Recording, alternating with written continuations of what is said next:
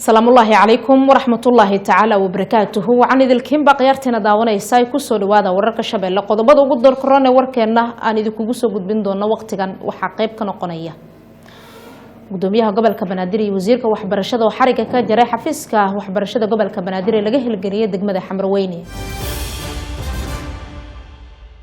جيمس سوانو sheegay in loo baahan yahay dawladda federaalka Soomaaliya dawlad goboleedyada mucaaradkuba ay wada hadlaan gudoomiyaha golaha abwaanada Soomaaliyeed oo booqday xarunta shirkadda Camel Group ee ka shaqeysa suuqa sarifka xubno ka socda guddiga doorashooyinka ee madaxa banaan oo jawhar kula kulmay ururada bulshada qaramada midoobay oo ka digtay xaalada bini'aadanimo oo adag oo dalka ka jira una baahan gargaar degdeg ah أخبارات كدبدنا وحاجوا وين مدحويني هراء مصر يجريودي دالك أمريكيس أو حيرات ساري ضد صارنا ديارات كتيم التليانية أو لغة بقاي عذر كورونا فيروس كا إياه قيبا قد قال ما يدلك ليبيا أو جورجيا كلن لجوا ذي إن لغة هلا كلا أفكار دالك سكت هاجن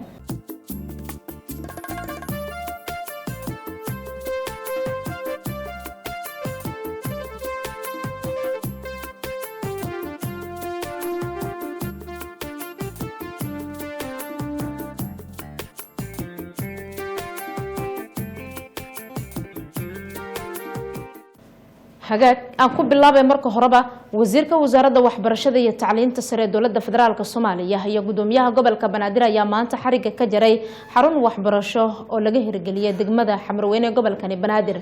حرون تن أيا قبض دون صباحية هدين ع وحبرشة قبل كبنادر يا ذي جذا أرديدا قبل ككنول أي أبهيهين دوق عاصمة مقدشة هنا قدوميها قبل كبنادر عمر محمد فلشي يصيدو كلا وزيرك وزارة وحبرشة وحي وذجير حرقة وجران حفيزك وحبرشة قبل كبنادر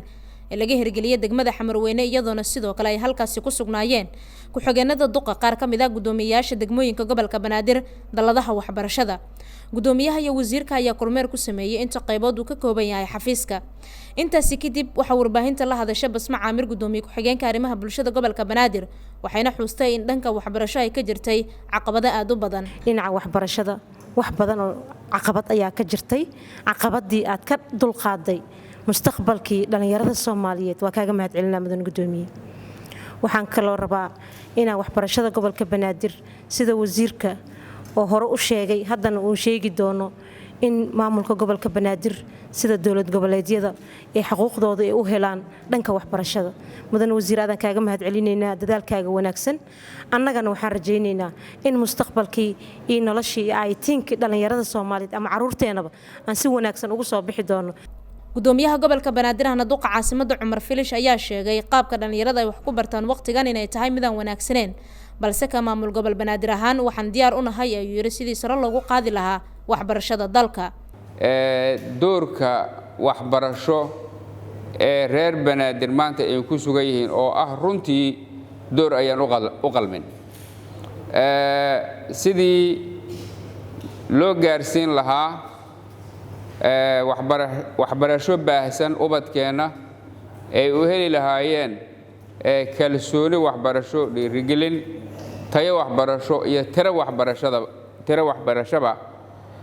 ayaa wasiirku geed dheer iyo geed gaabanba u fuulay Cabdullaahi Goodax Barre wasiirka wasaaradda waxbarashada xukuumadda Soomaaliya ayaa sheegay maadaama dastuurka dalka uu yahay qabyo haddana waa muhiim ayuu yiri maqaamka caasimadda in laga dhigo maamul goboleed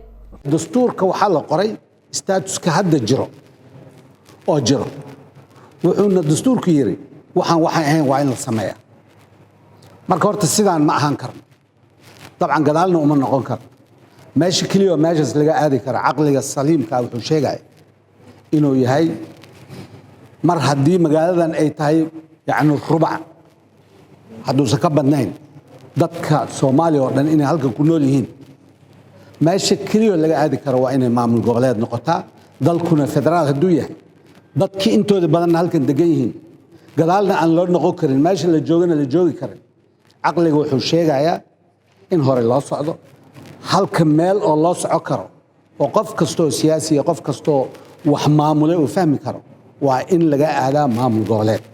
geeska kale wasiirka wasaaradda waxbarashada ayaa carabka ku dhuftay mar uu ka hadlayay arrimaha waxbarashada in waxbarashada gobolka Banaadir ay si buuxda dhawaan wasaaraddu ugu soo wareejin doonto maamulka gobolka Banaadir iyadoona uu xusay in gobolka Banaadir looga baahan yahay inuu daboolo baahiyaha dhanka waxbarashada dalka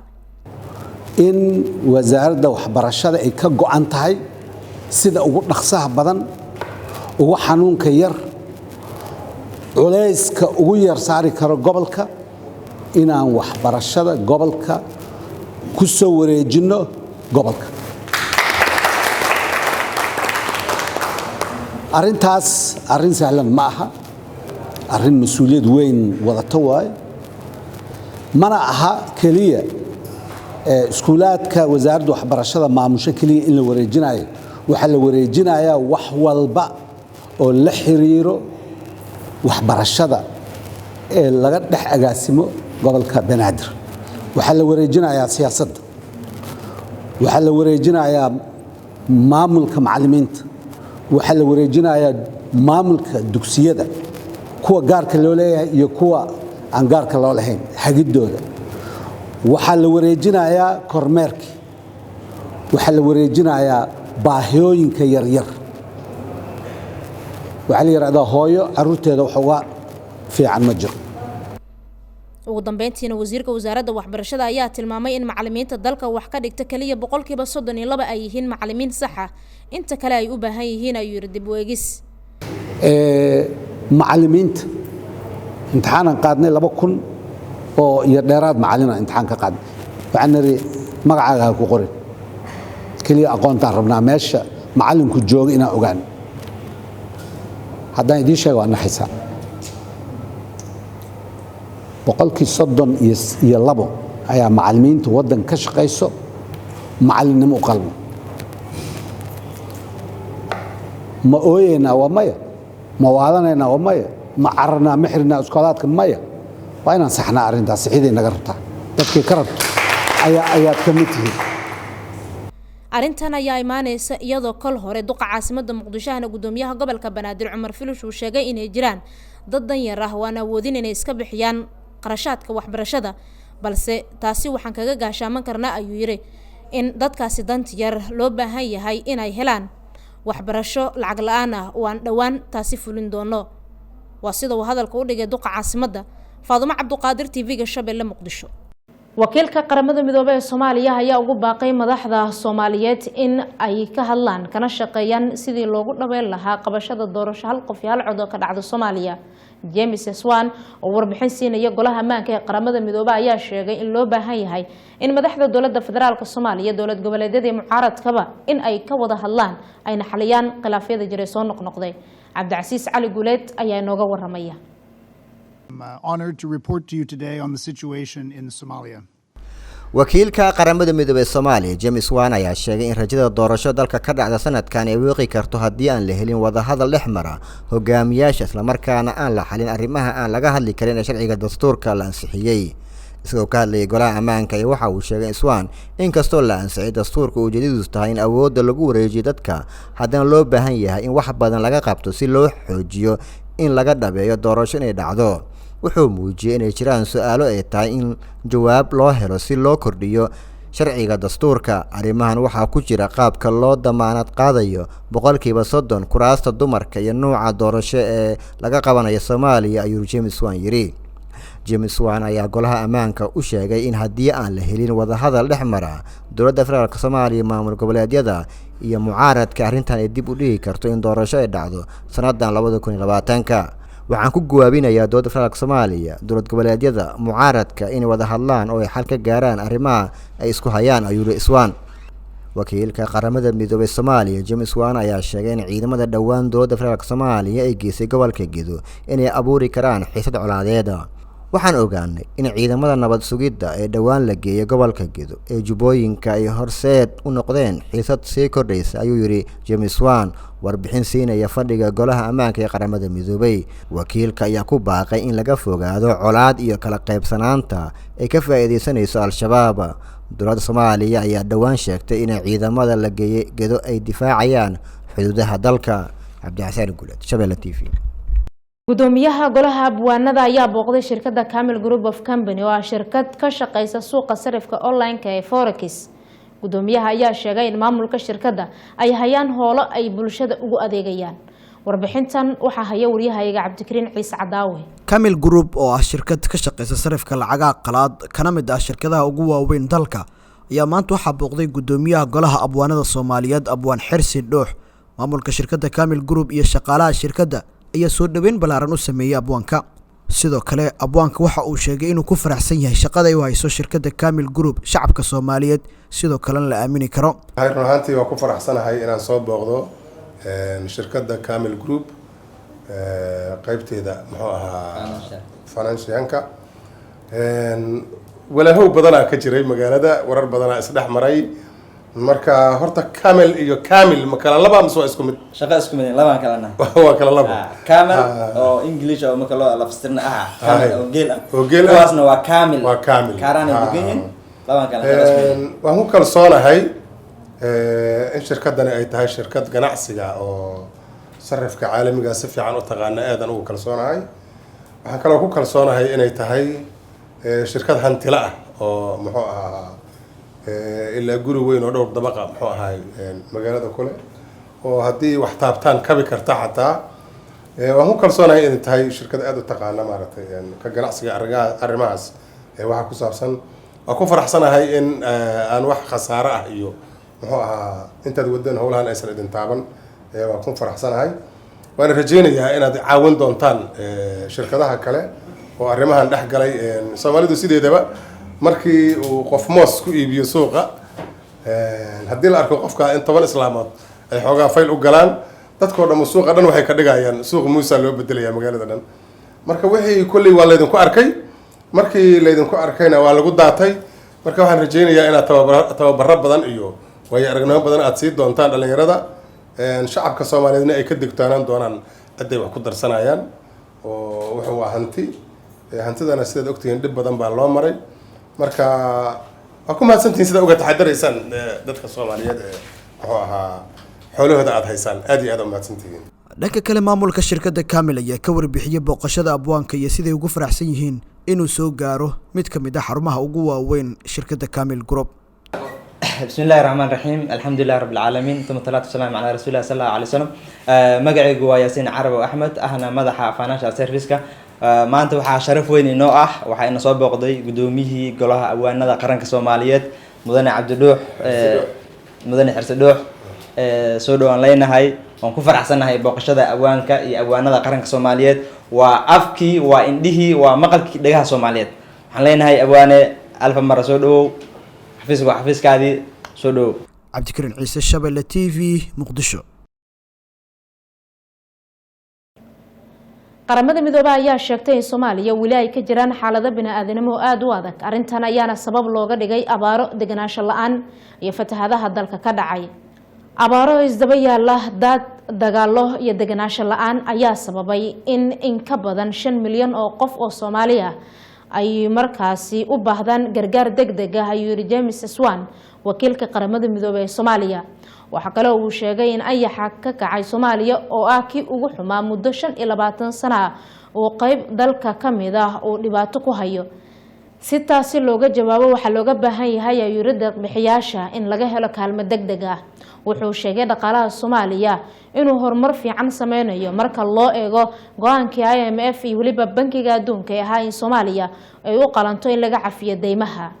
xubno ka tirsan guddiga doorashooyinka ayaa maanta kula kulmay magaalada Jowhar ururada bulshada oo ay isla soo qaadeen arrimo la xiriira wada tashiyo la xiriira dhankaas iyo doorashooyinka. wafdigaasi ayaana shalay halkaasi kula kulmay golaha wasiirada iyo baarlamaanka Hirshabelle. warbixintan Cali Taliya ayaa halkaasi nooga soo diray. xubno ka tirsan guddiga madaxa bannaan ee doorashooyinka qaranka oo maalmahanba ku sugnaa magaalada Tani Jowhar ee caasimadda maamulka Hirshabelle ayaa waxa ay kulan maanta la qaateen ururada bulshada rayidka degmada Jowhar ee gobolka Hirshabelle dhexe qaybahooda kala duwan. kulankani ayaa ka hadalkiisu waxa uu ahaa sidii ururada bulshada rayidka loogu wacyigelin lahaa ka qayb qaadashada doorashada la filayo inay ka dhacdo dalka sanadda 2020 ilaa 2021 ee ah doorashada qof iyo cod. bulshadii ka soo qayb gashay kulankani qaarkood ayaa su'aalo weydiiyay xubnaha guddiga doorashada madaxa bannaan ee qaranka. marka hore waxaan rabaa doorashooyinka shaqada adag ay soo qabteen dadka Soomaaliyeed iyo sida ay ugu dhabar adeegeen in ay soo gaarsiiyaan maanta meesha aan marayno marxaladda aan marayno marka hore waad ku mahadsantihiin dadaalka aad ku bixiseen dadka Soomaaliyeed marka xigto anigu waxaan ka mid ahay ama aan ahay dhalinyarada Shabeellada Dhexe maadaama dhalinyarada ay tahay 75% nalagu qiyaaso waxa dhimanayo iyo waxa ay dhibaatooyinka ay ku dhacayaan badaha ku daadanayaan leeyihiin dhalinyaro maxaa kaga qorshaysan ee guddiga doorashooyinka kaalin intee la eg aan ka qaadan karnaa doorashada ka dhici doonta dowlad goboleedka Hirshabelle haweenkiina waa dhibaatootay waa ka shaqayseen waxaa la soo maray iyadoo xildhibaanka ay dooranayso shan qofood ay doorayeen konton iyo qofood doorasho soo marteen oo ogtihiin hadda maanta waxay taagan tahay qof iyo cod qof iyo cod marka ma dhici karta iyo guddiga saana su'aala iyo haddii lagu laabto ka soo dhixi baaya waxay dan ku jirtaa qof walba inay xisbiyada gobolka ay ka soo jeedo state ay yimaadeen qaraad xafiisuhu furiin kuwa kale ay soo gaaraan xisbiyada ayaga u taagan inay xaqiijiyaan ayaga u taagan cid oo ku socota toos iyo cid si dad ku socota ayaga xaqiijiyahay annaga qoftaan raali ka nahay oo warqad nagula soo magacaabin oo naloo soo xulin oo meel kale nagula keenin annaga aan doorana noo daray saddexda su'aalood waxay tahay ninka jooga Hargeysa diidan Muqdisho maxaad ka damacsan tihiin maxaad ugu tala gasheen ninka Hargeysa jooga iyo kan Boosaaso jooga waa isku cod ee diidan Muqdisho diidan maxaa ugu tala gasheen ko ninka jooga waxaan ku leeyahay sheega banaankan kore jooga aan imaadi karin amni darteed asna maxaa ugu tala gasheen waa su'aasha labaad tan saddexaad ninka codka ku ridaya aniga inaan soo baxaan rabaa codka aan ku riday ninka codka ku ridaya ee dooranaya ee soo bandhigay soo qadimay amnigiisa maxaa ugu tala gasheen ilaan 151 meeshay martay isloogna wixii ka dambeeya wax yar maxaa ugu tala gasheen amnigiisa asagan Khadiija Cusub Lacali oo kamid ah xubnaha sare ee guddiga madaxa bannaan ee doorashooyinka qaranka ayaa ka jawaabtay su'aalihii la weydiiyay guddiga madaxa bannaan ee doorashooyinka qaranka fartuun waxay tiri 75 dhalinyaro waa waxaad u haysaa dhalinyarada dalka waxay u haysaa waa inuu qabsado maxaa yeelay mas-uuliyadaas dhalinyarada diinki beri noqon lahaa inay mas-uuliyad maanta qaadaan laga tago ayagaa laga rabaa inay involved noqdaan inay wax kasta oo shaqaaqooda qabanayo ay ka mid noqdaan inay xuquuqdooda u dagaalamaan xuquuqdooda waxbarasho midooda siyaasadeed midda dhaqaale intaba ayagaa laga rabaa inay inta meelaha tagaan xafiisyada xafiis walba wuxuu ku shaqeeyay annaga weli doorasho waa noogu imaanaysa laakiin doorashadaas waxaa dhammaan dhalinyarada inay ka mid noqdaan dhalinyaro firfircoon inay ka noqdaan axsaabta markay axsaabta dhalinyaro firfircoon ka noqdaan siyaasadda inay soo galaan inay maaragtay dejiyaan nidaamka iyo ku shaqeynayo inay xuquuqdooda magaaladan jooga ilaa iyo hadda dad la soo magacaabay u badnaayo ka shaqeyn jiray saminkan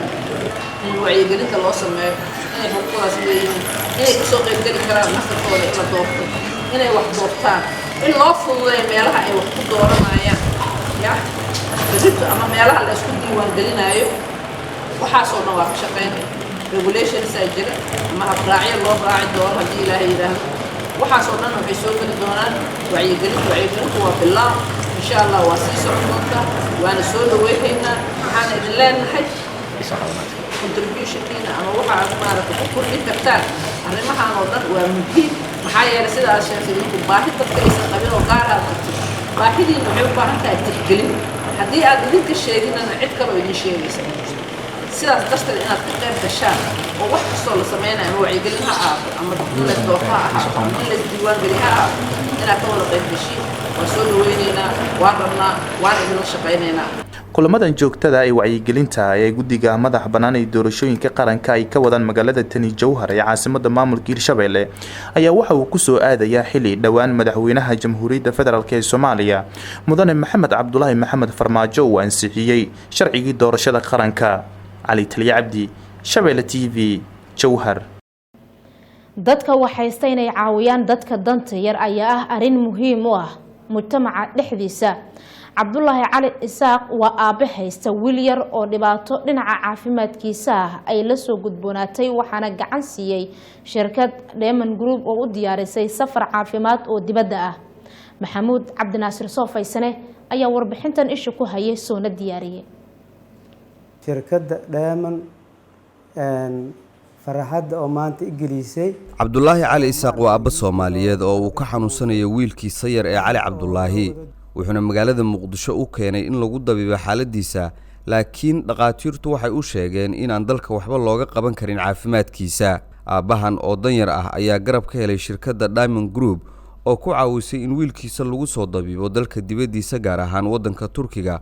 waxayna fursadaasi u noqotay mid uu ku farxo maadaama uusan filayn inuu taageero intaas le'eg ka heli karay shirkad iyo shakhsi kale oo uusan aqoon u lahayn. Cabdulaahi Cali Isaaq oo Shabeelle TV kula hadlay xafiiska shirkadda Diamond ayaa ka hadlay dareenkiisa isagoo ay wajigiisa ka muuqato farxad iyo rayn aan la soo koobi karin. shirkadda Diamond farxadda oo maanta igelisay oo ma aragtay wiilkay oo ma aragtay xanuunsan oo loo wado dibidaha alxamdulillah anigana gacantayda waxa ugu jirin oo si fiican i gaabishay oo wax walba iga wada doonto antaas u mahadcelinaya marka insha Allah ilaahay khayr ugu dhamaayo igana anigana wiilkay la ay aafiyo. dhanka kale waxa uu sheegay in shirkadda Diamond Group ay u sameysay adeeg maalgelin oo bil walba uu faa'iido ka helayo kaas oo ay shirkadda si bilaash ah ugu tabarucday aabahan Soomaaliyeed. shirkadda waxa kale igu dartay oo faa'iido ah inaan adeeg oo maalgelin ay sameysay oo meel walba aan joogo ii soo dhicayso ilmahayga oo baadii email jiraan oo dirsado karo intaasna ii sameysay waa ka mahadsan tahay. Cabdiweli Cumar Yuusuf oo ah maamulaha guud ee Diamond Foundation ayaa sheegay inay arintani qayb ka tahay qorshaha uga degsan caawinaadda iyo garab istaagga dadka tabaalaysan wuxuuna hoosta ka xariiqay inaysan faa'iido oo kaliya ka raadin bulshada balse ay dib ugu celiyaan waxyaabo badan oo ka turjumaya masaalixda bulshada Soomaaliyeed. maanta waxaan ku faraxsanahay oo xafiiskeenan aan u soo wadnay walaalkeen Cabdulaahi taas oo shirkadda maxaa la dhahay Diamond Foundation qaybteeda ay ka caawisay in ay u soo saarto fiisa dibadda cunugiisa oo ka xanuunsan Cali oo soo dhaafi waayay xaafadda xanuun awgeed kaasoo gudaha wax loogu qaban waayay lagana dalbaday dhaqaatiirta ay u sheegeen in uu dibadda u qaado. Diamond Foundation mar walba waxay u taagan tahay caawinta bulshada walaalkeena waxaan ka caawinay in asagii wiilkiisaba aan dibadda fiisa u soo saarno dalka Turkiga aan halkaas u dirno ilaa uu ka caafimaado insha Allah waxaan ballan qaadaynaa in aan garab istaagi doono garabkiisana nahay. Diamond bulshada waxyaabaha ay u qabato waxa uu dheeri ah caawinta bulshada oo dadkeena Soomaaliyeed mar walba waxaan ku faraxsanahay waxa aan u qabno bulshada marka waana mahadsan yahay walaalkeen Cali wiilkiisana Ilaahay u caafiyo insha Allah. maamulaha guud ee Diamond ayaa shaaciyay in ay sidoo kale jiraan barnaamijyo lagu caawin doono dadka baahiyaha gaarka qaba waxayna sheegeen maamulka oo u badan dad dhalinyaro ah in markasta ay diyaar u yihiin u damqashada dadkooda u baahan. shirkadda Diamond Group waxa ay bulshada Soomaaliyeed u haysaa hawlo kala duwan oo aad u fara badan waxaana ka mid ah adeegyada ay bixiso maalgelinta iyo sidoo kale forexiska in la baro dhalinyarada Soomaaliyeed sidii ay u ganacsan lahaayeen. waxay kaloo shirkadda Diamond Group ay qabataa adeegyada caawinaadda ama foundationka waxaana aabahan Soomaaliyeed maantay adeegan dibadda ah ee caafimaadka wiilkiisa loo sameeyay ay qayb ka tahay qorshayaasha shirkadda Diamond Group uga degan dhinaca tabarucaadda ee bulshada Soomaaliyeed gaar ahaan kuwooda danta yar. howlaha kale ee kambanigan uu xooga saaray waxaa ka mid ah adeegyada online-ka iyadoo shirkaddu ay xarumo kala duwan ku leedahay dalal badan oo caalamka ah. magacaygu waa Maxamuud Soofaysane telefishinka Shabeelle Muqdisho. waxay noo soo socdaa akhbaaraadkii dibadda hase yeeshee sida caadada inoo ahba waxaan aadi doonaa dhankaas iyo qadarada adeega bulshada.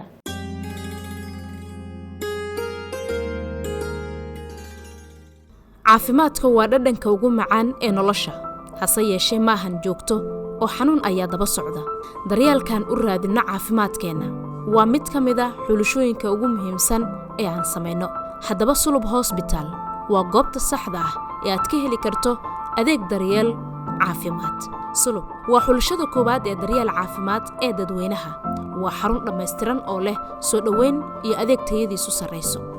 shaqaalaha caafimaad ee sulub general hospital ahmiyadooda bilow iyo dhammaad waa inay kugu caawiyaan daryeel caafimaad oo gundhigiisu yahay tayo sarraysa lehna bogsasho degdeg ah haddii alla idmo sulub waxaa sidoo kale uu leeyahay farmashiyo aad ka helayso daawo tayadeeda la hubo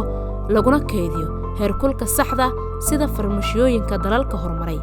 ka dhigo sulub xulashadaada koowaad ee xarun caafimaad isku soo noqod wanaagsan wararkeena caalamka ayaan intaas ka sii ambaqaadeynaa madaxweynihii hore ee dalka Masar Maxamed Xusni Mubaarak oo dalkaasi xukumayay muddo 30 sano ah ka hor inta uusan xukunka ka dagin sanadkii 2011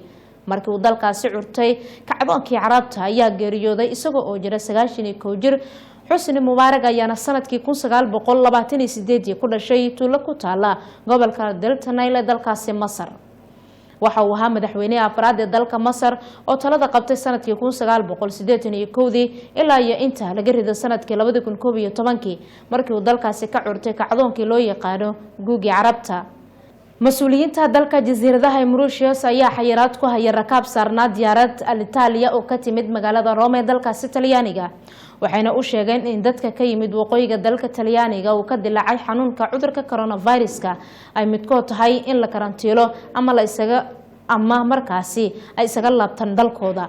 shirkadda Alitalia ayaa sheegtay inay abaabuleyso duulimaad lagu soo celinayo rakaabkan oo gaaraya 40 ka kala yimid gobolada Lombardy iyo Veneto rakaabkan aysan ka muuqan wax astaama oo muujinaya cudurka coronavirus-ka dalka Talyaaniga magaalooyinka gaaraya 12 kuna yaala waqooyiga dalkaasi ayaa laga goodaamiyay kadib markii 2,000 oo qof laga helay cudurka shan ruux ayuu coronavirus-ka ku dilay dalkaasi Talyaaniga iskuulada iyo goobaha kale la isugu yimaado sida kaniisadaha ayaa la xiray sidoo kale waxaa la baajiyay toddobaadka fashionka ee Milano waxaa sidoo kale la baajiyay xafladda Meridianka ee Venice wakiilada ka socday kooxaha ku dagaalamaya dalka Liibiya ayaa joojiyay ka qaybgalkooda shir looga hadlaya nabadda oo ay garwadeen ka tahay qaramada midoobay kaas oo la doonayo in lagu soo afjaro dagaalka jirsaday 10 bilood ee ka socda dalkaasi talaabadan ayaana timid inkastoo afayeenka qaramada midoobay uu sheegay in wada hadalka uu socon doono hogaamiyaha garabka General Khalifa Haftar ayaa sheegay in ka bixitaanka sabab u tahay qaramada midoobay oo kaliya ay ka ogolaatay 8 kamid ah 13 ergo oo kamid ah wafdigooda u matalaya wada hadalka wanaga inta guud ahaan warkii ka daawanaysan telefishinka Shabeelle wuxuu idinkaga imaanaya xarunta TV-ga ku leeyahay magaalada caasimadda ee Muqdisho waxaan Faadumo Cabduqaadir waa idin waramaya warka intuu hawada ka baxaya hase yeeshee waxaa naga xasuusinaa hadduu idin dhaafo warka inaad dib ugu heli kartaan baraha bulshadaan ku leenahay sida Facebook iyo YouTube ee Shabeelle TV waa aniga oo idin leh dhamaantiin sidaas iyo nabadgelyo